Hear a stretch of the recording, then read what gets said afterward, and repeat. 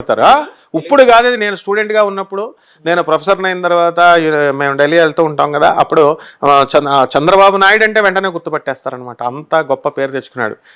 ఇప్పుడు మన పుష్ప సినిమా అంటే ఎలాగా ఉజ్జయిని మన మహాకాళి గుడికి వెళ్ళినప్పుడు అమ్మవారి మేము కళలు పెట్టడానికి మిగతా పండితులతో వెళ్ళినప్పుడు అక్కడ పుష్ప అన్నాడు హైదరాబాద్ అనగానే. అలా వాళ్ళు ఏంటంటే చంద్రబాబు నాయుడు గారికి అది ఉంది కాబట్టి వీళ్ళంతా కూడా మూడు కలిస్తే తప్ప ఇంపాసిబుల్, జగన్ని టచ్ చేయడం కూడా ఇంపాసిబుల్ అవ్వను.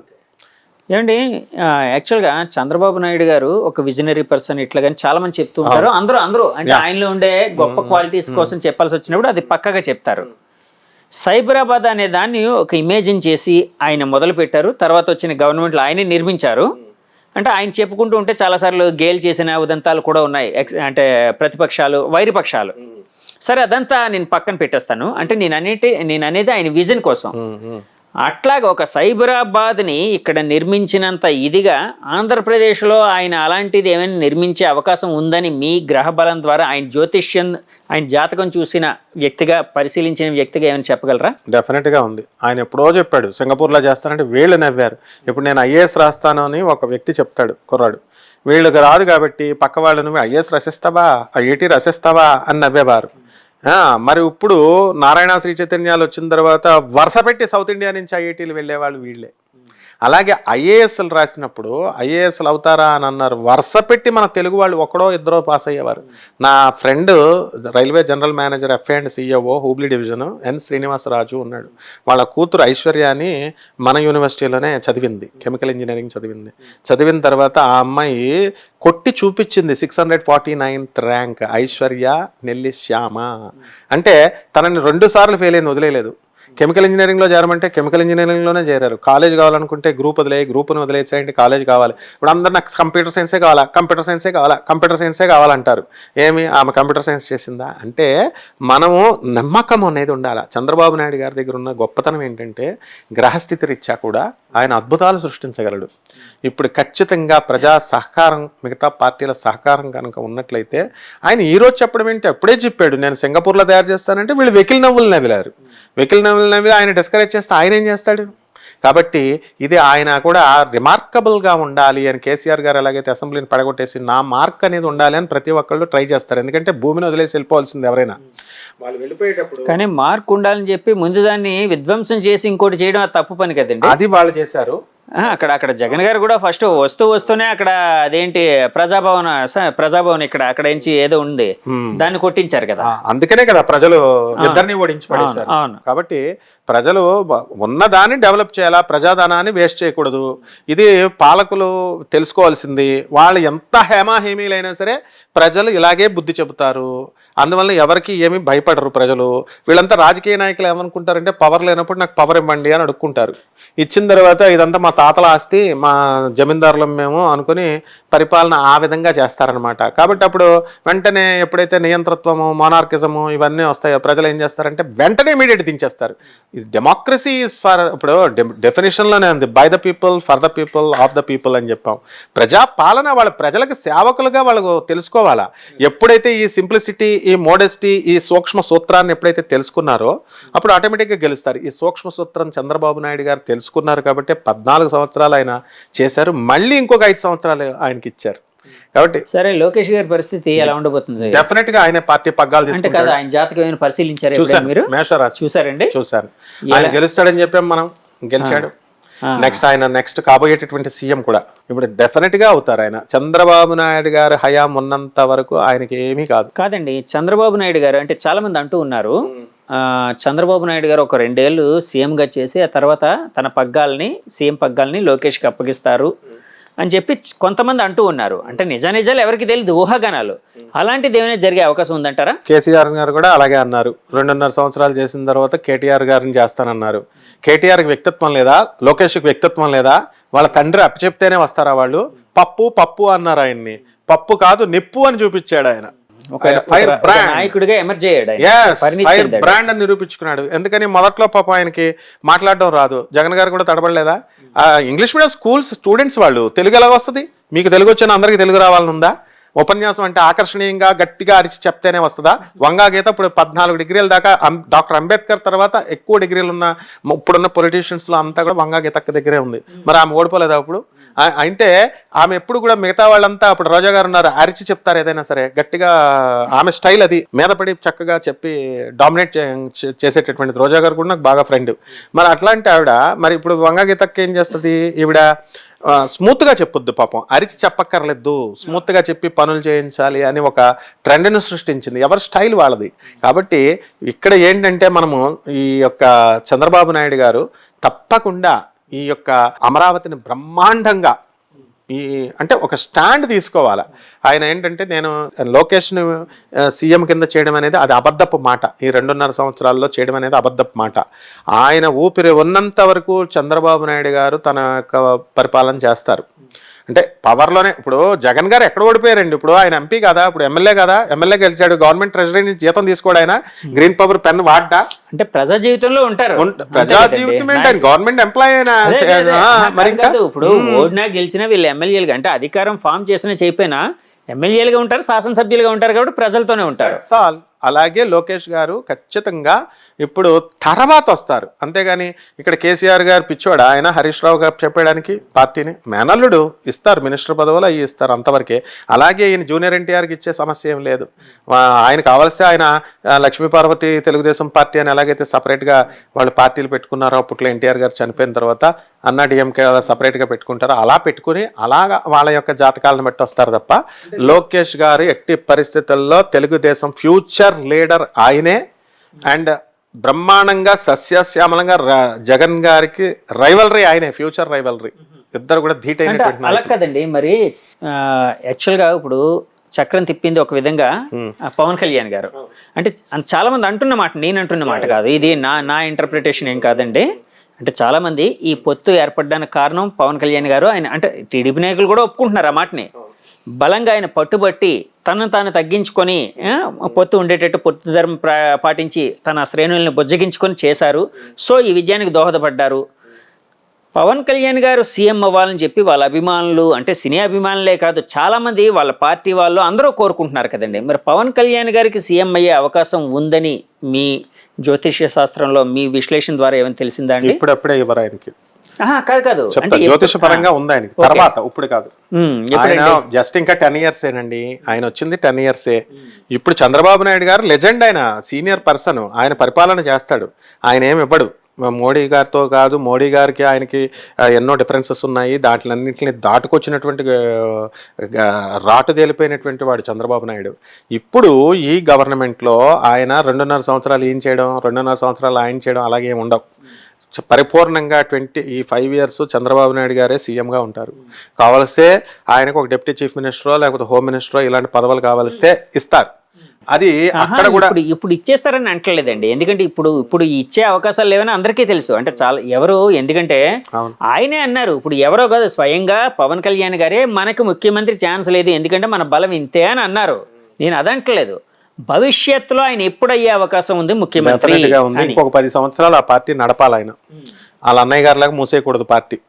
ఇప్పుడు ఆ రోజున మూసేయకుండా ఉంటే చంద్రబాబు నాయుడు గారు 2019లోనే చిరంజీవి సీఎం అయి ఉండేవాడు. ప్రజలు ఏం చేస్తారంటే కన్సిస్టెన్సీని గమనిస్తారు. నీవు ఎక్కువ కాలం ఉన్నావా లేదా, ఇప్పుడున్న ప్రేమ నెక్స్ట్ ఉండాలని లేదు. ఇప్పుడు సపోజ్ గవర్నమెంట్ లోకి వెళితే ఒక నష్టం ఉంటుంది, గవర్నమెంట్ లోకి వెళ్ళకపోతే ఒక నష్టం ఉంటుంది పవన్ కళ్యాణ్కి. ఇప్పుడు ఆయన డిప్యూటీ సీఎంఓ లేకపోతే హోమ్ మినిస్టరో లేకపోతే ఏదో ఒక మినిస్టర్ పదవి ఇచ్చారనుకోండి, గవర్నమెంట్ని ఎప్పుడు కూడా 5 సంవత్సరాలే చూస్తారు ప్రజలు. గవర్నమెంట్ వ్యతిరేకత అనేది వచ్చేస్తుంది. ఇప్పుడు ఎన్ రామారావు గారు సినిమా యాక్టర్గా దేవుడిగా పూజించాం, పాలిటిక్స్లోకి రాగానే దేవుడిగా మనం పూజించలేదు ఆయన్ని. తర్వాత మనం ఏదో ఓట్లేసాము, మామూలుగా గెలుచుకున్నాము. పాపం ఆయన అంత కష్టపడి చేసిన లాస్ట్లో ఆయన పరిస్థితి చూసాం. అది స్వయంకృతాపరాధమో మామూలు, అది పర్సనల్ పక్కన పడేసేయండి. ఎటువంటి గొప్ప నాయకుడినైనా సరే పాత ఒక రోత కొత్త ఒక వింత అంటారు. ఇప్పుడు కనుక పవన్ కళ్యాణ్ గారు కనుక మంత్రి శాఖలను కనుక తీసుకున్నట్లయితే వ్యతిరేకత భాగంలో నెక్స్ట్ వచ్చేస్తాడు ఆయన కూడా. చంద్రబాబు నాయుడు గారు కూడా వ్యతిరేకతలోకి వచ్చేస్తారు. అది న్యాచురల్ టెండెన్సీ అది ప్రజలకి.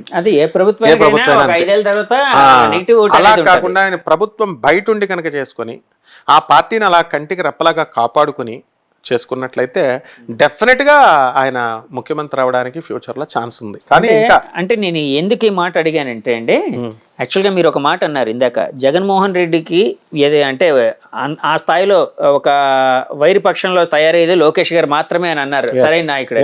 సో పవన్ కళ్యాణ్ గారి పరిస్థితి మరి అప్పుడు ఎలా ఉండబోతుంది ఒకవేళ లోకేష్ గారు, ఎందుకంటే లోకేష్ గారు సీఎం కావాలని వాళ్ళ శ్రేణులు భావిస్తున్నాయి, అలాగే పవన్ గారు సీఎం కావాలని వాళ్ళ శ్రేణులు భావిస్తున్నాయి, రెండు ఇప్పుడు మిత్రపక్షాలు. రేపు పొద్దున్న వీళ్ళిద్దరిలో ఎవరు ముందు అయ్యే అవకాశం ఉంది, వీళ్ళిద్దరి పరిస్థితి ఎలా ఉండబోతుంది అన్నది నాకు. దీనికి సీనియారిటీ అనేటటువంటిది ప్రాతిపదికగా తీసుకోవాలా. చంద్రబాబు నాయుడు గారికే దిక్కులేదు మొన్నటిదాకా, పవన్ కళ్యాణ్ వచ్చి సపోర్ట్ చేసేదాకా, ఇక కొడుకు ఎక్కడ ఇస్తారు? నెక్స్ట్ ఛాన్స్ అనేటటువంటిది ఆయన జగన్ గారికి ఓట్లు వేయకుండా ఉంటే పవన్ కళ్యాణ్కే ఛాన్స్. ఆ తర్వాత సీనియారిటీని బట్టి వస్తుంది, అప్పుడు కూడా టైప్ చేసుకుంటారు వాళ్ళు. ఎందుకంటే Jagan is not a simple man. Jagan అంటే ఒక భయం, జగన్మోహన్ రెడ్డి అంటే ఒక సంచలనం. అందువల్ల ఓడిపోయారు కదా అని చెప్పేసి ఆయన అదే వ్యతిరేకం అయిపోయాడు కదా అని కామెంట్లు పెట్టేసి లేకపోతే తిట్టేసినంత మాత్రాన ఆయన ఇండివిజువాలిటీ ఆయనకు పోదు.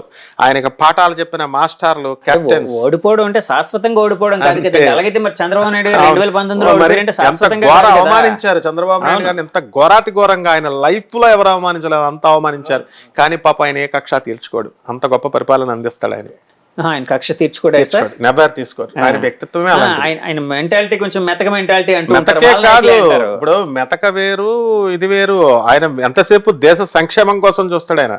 ఇప్పుడు ఎంతసేపు నేను తక్కువ కాలం ఉంటాను, నేను దేశాన్ని ప్రగతి పదంలోకి తీసుకెళ్లాలి, ఆంధ్ర రాష్ట్రాన్ని అని ఆయన. జగన్ గారు నేను ఆల్రెడీ డబ్బులు సంపాదించుకున్నాను, ఏదో ఒక విధంగా నేను కూడా ఈ ఆంధ్రదేశంలో పేరు తెచ్చుకోవాలా. ముందు ఈ పేరు పిచ్చి ఉంటుంది వీళ్ళకి, ఈ డబ్బు పిచ్చి ఉండదు వీళ్ళకి. డబ్బులు ఆల్రెడీ సాచురేటెడ్. ఒక స్టేజ్కి వెళ్ళిన తర్వాత ఎగ్జైరేట్ అయిపోతారు, అంతే కదండి. ఇప్పుడు ఫారిన్ లో ముందు ఏం చేస్తారండి, ఫారినర్స్ ఎందుకు మనకి భారతదేశంకి అట్రాక్ట్ అవుతున్నారు? ఆధ్యాత్మికత. ఫస్ట్ ఫారెన్ లో డబ్బు సంపాదించాలని కస్తే వెళ్తారు, ఫారినర్స్ సంపాదించేస్తారు, ఇందులో తృప్తి లేదు అనుకుంటారు. తర్వాత అమ్మాయిల జోలికి వెళ్తారు, అక్కడ అని తెలుసుకుంటారు. ఆ తర్వాత దేవుడి వైపు అట్రాక్ట్ అవుతారు. అరే ఇది ఎన్ని చేసినా సరే నాకు మనశ్శాంతి లేదే, ఎక్కడో ఈ అశాంతి అని చెప్పి ఆధ్యాత్మికతలో ఉంది అని గాడ్ సెంటర్డ్ ఫిలాసఫీతో వస్తారు. జగన్ జీసస్ క్రైస్ట్కి ఒక మహాభక్తుడు, చంద్రబాబు నాయుడు ఒక హిందూ దేవుడికి మహాభక్తుడు. వీళ్ళు స్పిరిచువల్గా చాలా ఎలివేటెడ్ సోల్స్ వీళ్ళు. కాబట్టి తప్పకుండా పవన్ కళ్యాణ్ గారికి కూడా వారాహి, మర్చిపోయాను, పవన్ కళ్యాణ్ గారు వాహనం పెట్టినప్పుడు నేను వీడియో చేశాను వారాహి అని. వారాహి అమ్మవారికి అడ్డే ఉండదని చెప్పాను నేను వీడియో. అప్పుడు నన్ను చాలా మంది విమర్శించారు, ఏమైపోయాడు మీ పవన్ కళ్యాణ్, ఏమైపోయింది మీ వారాహి వాహనాన్ని ఆపేస్తున్నట్టు బిల్డప్ ఇచ్చారు. ఆర్మీ కలర్ ఉన్నంత మాత్రాన్ని ఆపేస్తారా? ఆయన అంత పిచ్చోడా? లీగల్ కన్సల్టెంట్స్ ఉండరా? పవన్ కళ్యాణ్ గారిని నిజంగా ఒక తెలివైన వ్యక్తిగా చూడాలేమో అండి. అద్భుతమైన తెలివైన వ్యక్తి. టీడీపీ జనసేన అనేది కలవ కూడా ఉండాలి అంటే, బీజేపీ లాస్ట్లో వచ్చి కలిసింది, అది పక్కన పెట్టండి. టీడీపీ జనసేన మైత్రిని విడగొట్టడానికి వైరుపక్షం అంటే న్యాచురల్గా చేస్తారు కాబట్టి వైసీపీ వాళ్ళు రకరకాల ప్రయత్నాలు చేశారు. ఒంటరిగా రండి, మీరు ఒంటరిగా రండి, మగాడైతే ఒంటరిగా రండి అంటే రెచ్చగొట్టడానికి ట్రై చేశారు. అయినా కూడా సరే అది కుదరలేదు. ఇద్దరు మైత్రి బంధం తర్వాత వాళ్ళ మనుషులు లేకపోతే కాపు నాయకుల ద్వారా పవన్ కళ్యాణ్ 80 సీట్లు తీసుకోవాలి, సగం అడగాలి. అసలు 185లోని 175లో సగం, కనీసం 80 నుంచి 90 అడగాలి అన్నారు. అది కుదరలేదు. కనీసం 60 అడగాలన్నారు. అంటే ఇలా రెచ్చగొట్టడానికి చేసి 21కి కన్ఫైన్ అయ్యేటట్టు ఆయన ఒక మాట మీద నిలబడ్డాడు. 21కి కన్ఫైన్ అయ్యాడు, గెలిచాడు. ఆయన ఒక మాట అన్నాడు. 21కి కన్ఫైన్ అయినప్పుడు వాళ్ళ నాయకులందరూ చాలా బాధపడ్డారు. మా నాయకుడు ఏంటి ఫస్ట్ 24 అన్నాడా, 3 కూడా ఇచ్చాడు మళ్ళీ నేను. ఆయన ఒక మాట అన్నాడు అప్పుడు, ఈ 21 ఏవైతే మనం గెలిచేటట్టు చేసుకోగలిగితే మనం విజయం సాధించినట్టే అని. ఈరోజు 21 గెలవగలిగారు. అంటే నేను అందుకే తెలివైన వ్యక్తి అంటే దీనికి అతని చదువు, దాంతో పాటు జాతక బలం ఇలాంటివి కూడా తోడయ్యాయి. డెఫినెట్ గా కన్యా రాశి వాళ్ళు చాలా తెలివైన వాళ్ళు ఉంటారు. స్థిరత్వం తక్కువ, బుద్ధి బలం ఎక్కువ అంటారు. ఇప్పుడు కాపు నాయకులు అంతే. ఇప్పుడు చిరంజీవి గారిని పార్టీ పెట్టేదాకా పార్టీ పెట్టండి అని రచ్చగొట్టారు. పార్టీ పెట్టిన తర్వాత ఓట్లు వేయరు, పరిపూర్ణంగా వేసి గెలిపించవచ్చు కదా. గెలిపించకుండా వీళ్ళు వెళ్ళి విలీనం చేసినప్పుడు మిర్యాల వెంకట్రావు గారికి, ఆనాటి కాపు నాయకుడు మిర్యాల వెంకట్రావు గారి నుంచి తణుకులో ఆకుల బుల్లబ్బాయి గారు, అంటే ఇసుక సామ్రాజ్యం సారా సాంప్రదాయ ఈ మొత్తం అంతా చేసిన వాళ్ళు అంతా ఆకుల బుల్లబ్బాయి గారు, మేము తాతయ్య అని తిరిగేవాళ్ళం. మా తాతగారు ముల్లపూడి హరిశ్చంద్ర ప్రసాద్ గారు, వీళ్ళంతా కూడా మేము తణుకంతా మాదే. కాబట్టి వాళ్ళు నేను గమనించాను ఏంటంటే ఇక్కడ రెచ్చగొడతారు. రెచ్చగొట్టిన తర్వాత ఆయన వెళ్ళి పాపం ఆయన ఏదో సమీకరణలు చేసుకున్నాడు, ఆయన ఏదో కాంగ్రెస్ పార్టీలో విలీనం చేసుకుంటే కాపులు పరువు తీసేశారు మీరు, కాపులు పార్టీని కలిపేసి అని చెప్పి మళ్ళీ ఆయన్నే అన్నారు. అలాగే పవన్ కళ్యాణ్ గారి జోలికి వచ్చారు, రెచ్చగొట్టి 80 సీట్లు అడుగు 60 సీట్లు అడుగు అని ఇట్లా మీరు చెప్తున్నారు కాబట్టి దానికి ఆయన ఏం రెచ్చిపోడు. ఆ ముద్రగడ పద్మనాభం గారు అమ్మాయి హుక్కుంపేటలో రవికుమార్ అని ఉన్నాడు, అంకుల్ అని మేము తిరిగేవాళ్ళం. వాళ్ళ అమ్మాయిని రవికుమార్ గారు అబ్బాయికి ఇచ్చేశారు. ముద్రగడ వాళ్ళైనా ఎవరైనా కాపు నాయకులు వాళ్ళే, ఇంకెవరు లేరు. మాకంతా తెలుసా, మంగా గీత వీళ్ళంతా ఇదే మా తూర్పుగోదావరి పశ్చిమ గోదావరి బెల్ట్లోనే ఉంటుంది ఎక్కువ ఈ కాపుల ఇది నాయకులు. సో నేను గమనించింది ఏంటంటే పవన్ కళ్యాణ్ దగ్గర విజ్ఞత ఉంది, చదువు ఉంది, తెలివి ఉంది కాబట్టి వాళ్ళ ట్రాప్లో పడలా.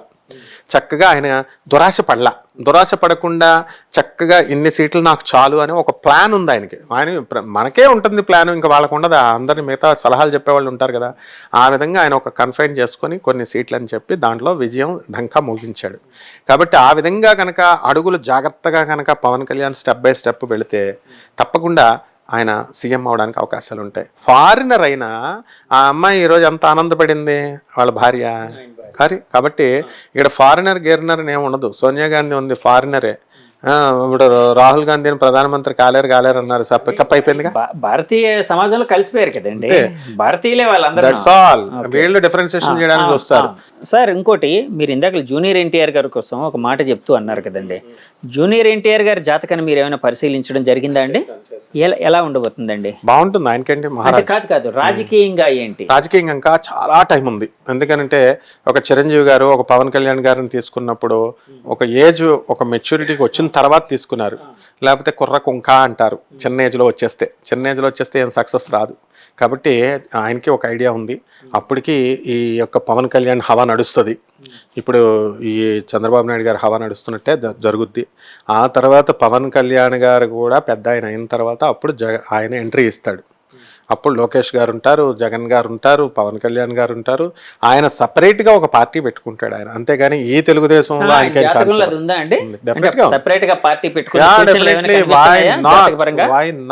డెఫినెట్గా ఉంది, పెట్టుకుంటారు. ఆ తర్వాత ఆయన వాళ్ళు వెళ్తారు. ఇప్పుడు డాక్టర్ అక్కినేని నాగేశ్వరరావు గారు పెట్టగలిగారా? ఎన్టీ రామారావు గారు పిలిచినా ఆయనకి లేదు అది. నాగార్జున గారు, ఇప్పుడు అమలా గారు నాకు బాగా క్లోజ్, బ్లూ క్రాస్ లో రోజు కలుస్తాం మేము. అక్కడ మా కుమారి అని ఉంటుంది. అప్పుడు ఎన్నో సంవత్సరాలుగా మేము చూస్తూ ఉంటాం ఆవిడ స్ట్రాటజీ, నాగార్జున గారి స్ట్రాటజీ. అంతసేపు కళాత్మకంగా సాహిత్యంగా ఎదగాల. వాళ్ళదంతా ఆ ప్లానెట్స్ అంతా శుక్రుడే, ఇక్కడ వీళ్ళకి లేదు, ఎన్టీఆర్ వంశంలో ఉంది. అందుకాబట్టి గెలుపులు గెలుస్తూ ఉంటారు, ఓటములు ఓడిపోతూ ఉంటారు. ఆయన అభిమానులు ఆయనకుంటారు, తెలుగుదేశం శ్రేణుల్లో లోకేష్ ఆయన అభిమానులు ఆయనకుంటారు, పవన్ కళ్యాణ్ అభిమానులు ఈయనకుంటారు, ఎవరి అభిమానులు వాళ్ళకుంటారు. త్రిముఖ పోటీలో ఇలా జరుగుతూనే ఉంటుంది. This is a continuous. ఒకవేళ త్రిముఖ పోటీ జరగకుండా ఎవరికి వారు పోటీ చేస్తుంటే జగన్ గారు పక్కకు గెలిచేవారు కదండి. 100% గెలిచేవారు. అంటే ఏమవుతుందంటే ఇక్కడ ఈ ప్రజలలో జగన్ గారు కూడా తెలుసుకోవాలి. ఇప్పుడు ఎలా అంటే పాపం ఆయన ఒకవైపు పెట్టుకున్నాడు, ఆయన ఇది ప్రజాపాలన, డిస్ట్రిబ్యూషన్ ఆఫ్ మనీ. అసలు ఈ వెల్ఫేర్ యాక్టివిటీస్ అని బ్యాన్ చేసి పడేయాలి. ఇప్పుడు ఏ పార్టీ ఆయన 3,000 ఇస్తారంటే ఈయన 4,000 అంటున్నాడు, బస్సు ఫ్రీ అంటే ఈయన బస్సు ఫ్రీ అంటున్నాడు. దాని వల్ల ఏం ఉపయోగం? కర్ణాటక గవర్నమెంట్ చేసిందని అంటే ఏవో మిఠాయిల్లాగా చాక్లెట్లలాగా పంచాలని అనుకుంటారనమాట. ఈ వెల్ఫేర్ యాక్టివిటీస్ వల్ల దేశము అభివృద్ధిలోకి చెందదు అనడానికి ఈ సువర్ణ అధ్యాయం, ఇప్పుడు వీళ్ళ అధ్యాయం, చంద్రబాబు గారు జగన్ అధ్యాయం, ఇది చరిత్రలో నిలబడిపోయేది. కాబట్టి ఇక ఏ వెల్ఫేర్ యాక్టివిటీస్ ప్రజలకి ఎవరు కూడా ఈ పెట్టే కంటే వాటిని అమెరికా, లండన్ ఇలాంటి కంట్రీస్లో, యూరోప్ కంట్రీస్లో కేవలం మనము డెవలప్మెంట్గా ఉపయోగించాలి. ఆ విధంగా వెళితే ప్రజలు దురాశాపరులు అవ్వకుండా, ఏది కూడా ప్రభుత్వం నుంచి ఎక్స్పెక్ట్ చేయకుండా, ఎందుకంటే ప్రజలను ఎప్పుడు సంతృప్తి పరచలేం. ఒక 100 మందికి ఇస్తాడు, ఇంకా 1000 మంది మిగిలిపోతారు, ఆయన మాకేం చేయలేదంటారు. అంటే ఆ స్కీమ్స్ వేస్ట్. కాబట్టి ఈ ప్రజల సెటప్ మారాలా, మైండ్ సెటప్. అండ్ నాయకులు కూడా వీళ్ళు కూడా మాకు వస్తే చాలే, మాకు ఎందుకు ఆ గోలంతా, ఈ ట్రిప్కి మేము వచ్చేస్తే చాలా అన్నట్టు ధోరణిలో వెళుతున్నారు. ఇలా కాకుండా నిజమైనటువంటి రాష్ట్ర భవిష్యత్తు కావాలి అనుకున్నప్పుడు పోతా నేను ఉంటే వస్తా లేకపోతే లేదు అని చెప్పి ఈ వెల్ఫేర్ యాక్టివిటీస్ ఏమీ చేయకుండా ఆయన కన్స్ట్రక్టివ్గా రంగంలోకి దిగిన ఏ నాయకుడు, ఒక మహానాయకుడు వస్తే ఆ నాయకుడిని తప్పకుండా తాత్కాలికంగా కాకపోయినా పర్మనెంట్గా జ్యోతి బస్సు చేయలేదా? 25 సంవత్సరాల పాటు చేశాడు. అలా ఇస్తారు. మీరు నందమూరి వంశం వాళ్ళతో కొంతమంది అంటే ఫ్యామిలీతో కొంత ఇది ఉంది, అనుబంధం ఉందని ఇందాక ఒక మాటలో అన్నారు నాతో పర్సనల్గా మాట్లాడినప్పుడు. పురంధేశ్వర్ గారి జాతకాన్ని మీరు పరిశీలించారండి? అంటే అలాంటి అవకాశం ఏమైనా వచ్చిందా? డెఫినెట్గా పురంధేశ్వర్ మా ఎన్టీ రామారావు గారు మా గురుగారు కూతురు. ఆమె చాలా ఇంటెలిజెంట్, ఆమె వెరీ ఇంటెలిజెంట్. ఎలా ఉండబోతుంది ఆవిడ? ఎందుకంటే ఇప్పుడు బీజేపీ అధ్యక్షురాలుగా ఉన్నారు ఆవిడ, మన ఆంధ్రప్రదేశ్ అధ్యక్షురాలుగా.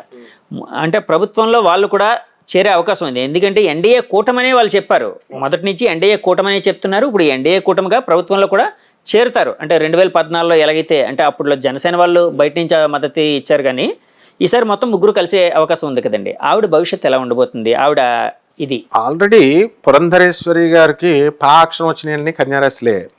ఆవిడ ఎంతసేపు కూడా ఎన్టీ రామారావు గారు మొత్తం అచ్చుగుద్దినట్టు ఆయన తెలివితేటలు, ఆయన నిర్మాణాత్మకంగా చాలా వ్యూహకర్తమే. She's very open, very bold and ఏదైనా చెప్పదలుచుకుంటే స్పష్టంగా చెప్పుద్ది. అండ్ వెరీ టిపికల్ మనిషి ఆమె. ఏంటంటే లోతుగుండె మనిషి ఆమె. ఎన్టీ రామారావు బోలాశంకరుడు పైకి చెప్పేస్తాడు, చంద్రబాబు నాయుడు ఒక విధంగా బోలాశంకరుడు. ఆమె చాలా లోతుగుండె మనిషి. ఆమెకి ఖచ్చితంగా అధికారం యోగం ఇప్పుడు రావడం అంటే ఇంతకుముందు కూడా వచ్చింది, ఆమె చేశారు మినిస్టర్గా. తర్వాత ఇప్పుడు కూడా ఇప్పుడు ఈ సమయంలో కూడా ఆమె జాతకం బాగుంది. కాబట్టి ఖచ్చితంగా ఆమె కూడా షీ విల్ బి ఆ part and participle of the గవర్నమెంట్లో రావడానికి అవకాశాలు ఉన్నాయి. Okay, thank you sir. చాలా విషయాలు మీరు మాతో పంచుకున్నారు. అమూల్యమైన సమయాన్ని కేటాయించి థ్యాంక్ యూ అండి. నమస్తే. నమస్కారం.